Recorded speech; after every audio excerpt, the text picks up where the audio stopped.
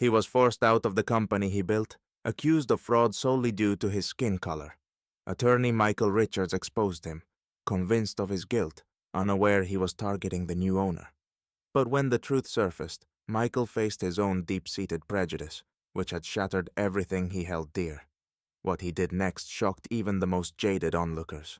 James Harris is a successful and charismatic black businessman in his 40s, confident and charming. His success is the result of decades of hard work and persistence, bringing him to heights most only dream of. Elegantly dressed in a dark blue suit with a subtle pattern and a light shirt, James wears minimalist accessories, sleek cufflinks, and a wristwatch that speak to his taste rather than wealth. His gaze is steady, and his movements are calm, creating an aura of commanding dignity. Against the dark tones of the hallway in the new office, James's figure appears imposing, but he intentionally stays in the background. He decides to enter incognito to gain insight into the atmosphere and employee dynamics firsthand, wanting to see how the company functions without an owner's influence, a decision that will soon prove wise. In one of the company hallways, he encounters Michael Richards. Michael, a tall, fit man in his 50s with a keen look and self-assured manner, wears an expensive suit with meticulously chosen details, exuding his status with a faintly arrogant smirk on his face. Years in the company have accustomed him to being the center of attention, his expertise and manipulative skill building his reputation as an unmatched professional. However, upon seeing James, Michael tenses slightly, hiding his irritation with polite formality as he greets him. A flash of cold disdain crosses his eyes. Without a warm welcome, he asks bluntly, "Excuse me, who are you, and what brings you here?" The question comes out so strict and unwelcoming that it's clear Michael is more inclined to halt uninvited guests than to welcome new employees. His tone implies that strangers should not be wandering aimlessly through the office. James suppresses his own irritation, staying polite but with a colder look in his eye. Not wanting to reveal his true identity or intentions, he replies confidently, "I'm a new employee here, just getting familiar with the office to understand what we're all about." Michael, caught off guard by this response, purses his lips and shrugs slightly, subtly suggesting that James's presence is out of place. The next day, Michael Richards is determined to find out just who this unusual new employee is, who showed up unannounced and freely toured the office. Sensing a potential threat, his intuition, sharpened by years as a lawyer, goes into overdrive. He perceives James as someone who could disrupt the company's usual order, and he can't tolerate that. Using his position, Michael digs up all available information on James. Piecing together random facts, he skillfully manipulates them to create the semblance of evidence supporting his suspicions.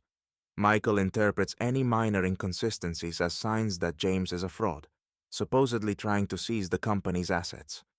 For him, this investigation becomes a personal mission to protect the company from an intruder. He feels a surge of excitement, a chance to prove his importance to the leadership and cement his irreplaceable status. After compiling his fabricated evidence, Michael calls an emergency meeting, inviting colleagues and James to attend. At this gathering, he presents his findings with an air of calm certainty, accusing James of fraud and an attempt to take control of company assets.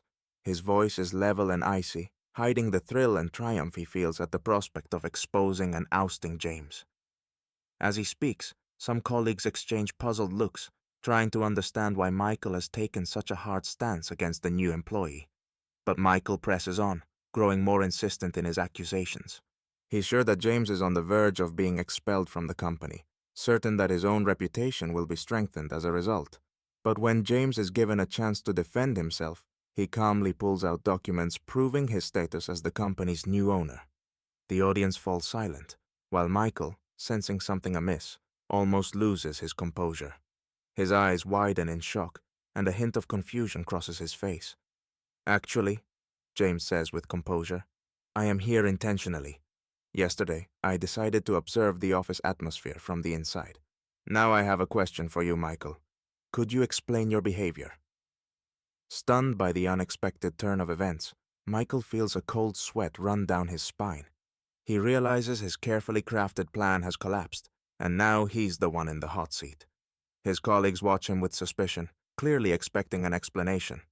His heart races, his face flushes, and his confidence crumbles in an instant, giving way to fear and profound embarrassment.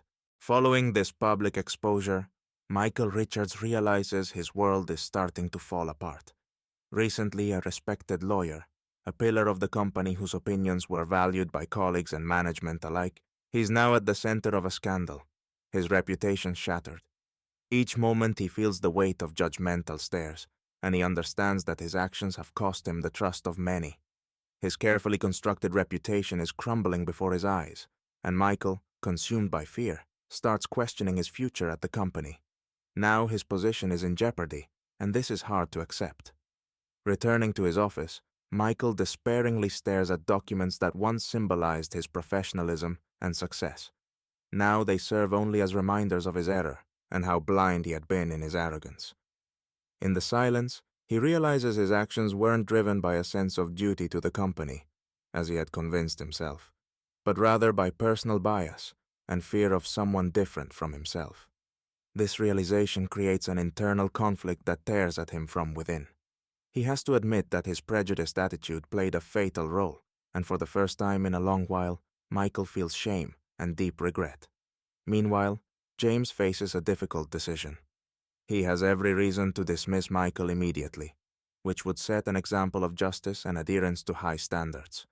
However, reflecting on the situation, James recalls his own journey and the hardships he's overcome. He knows what it's like to face bias and adversity at every turn. This thought prompts him to consider, perhaps Michael deserves a second chance. James decides to offer a compromise, a test for Michael.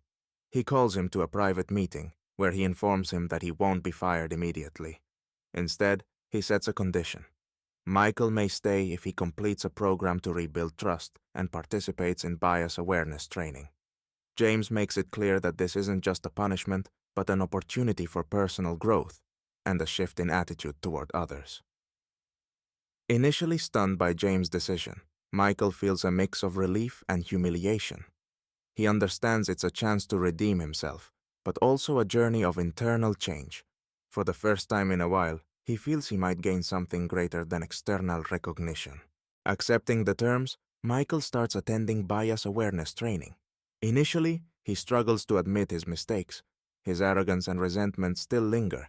He sees the exercises and tasks as something imposed and unnecessary, justifying his actions and beliefs. However, as he goes through the program, he begins to grasp simple but profound truths. His prejudice harmed not only others, but also created barriers within himself. Each day in training, Michael encounters real stories of people who have faced injustice, and he realizes he was a source of such injustice. For the first time, he truly understands how his actions, driven by fear and bias, have damaged not only his career, but his personal relationships too. He recalls pushing colleagues away, avoiding compromise, and sees that his arrogance created rifts. Now, under the scrutiny of trainers and participants, he has to take responsibility for his past. In the office, colleagues view him with disdain and disappointment, seeing his true colors. Once a respected and authoritative lawyer, he is now the subject of cold treatment and criticism.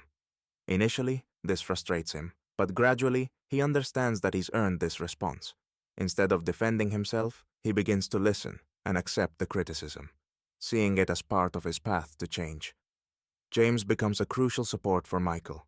Watching Michael struggle but persevere through the process, James sometimes takes time to talk to him, reminding him that change takes time and that anyone can change if they make the effort. Gradually, Michael starts seeing James not only as a boss, but as someone who showed him generosity and gave him a chance for redemption. Several months pass. The gradual changes become clear. Michael has grown more restrained, more mindful of his words and actions. He approaches his work conscientiously, begins engaging with colleagues without former arrogance, and listens to their opinions. His attitude toward employees has shifted, and some begin to notice that he is genuinely trying to make amends. One day, feeling it's time for a decisive step, Michael decides to publicly apologize to James and the entire team. On the appointed day, he gathers everyone in the conference room. Michael stands before them, visibly nervous, but his voice is steady and firm. "I want to apologize," he begins, looking across the room. To all of you, and especially to James. I made serious mistakes that harmed not only my reputation, but also this company. I realize how my prejudice blinded me to the true value of the people I work with. He thanks James for the chance to correct his mistakes, for the opportunity to see his errors and change his perspective. Michael admits that the training and James' support helped him reevaluate his priorities and values. Thanks to you, he says to James, I've been able to understand what truly matters, and I now want to build my career and relationships on a foundation of respect and trust. These words make a strong impression on the audience. People see that Michael's transformation is real and profound. James nods approvingly, knowing that the chance he gave was not wasted.